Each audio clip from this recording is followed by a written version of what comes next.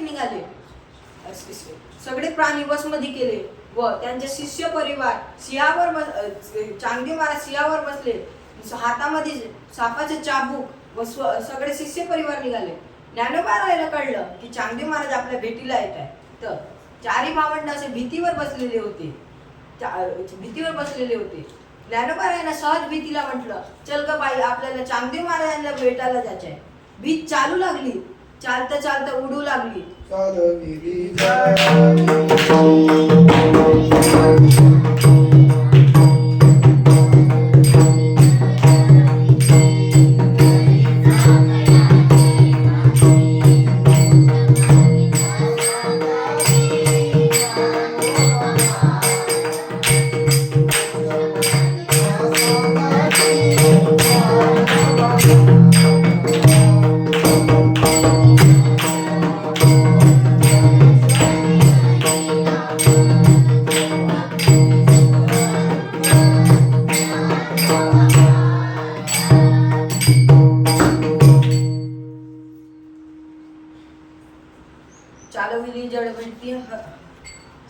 चालविली जडविंती हरली चांगडे यांची क्रांती.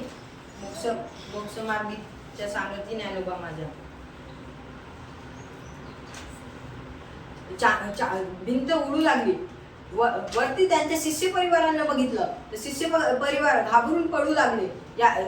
कदाचित भिंत आपल्या अंगावर पडली तर आपण इथेच वैकुंठवासी होऊन किंवा याच्यातला एक पण दगड आपल्या डोक्यावर पडला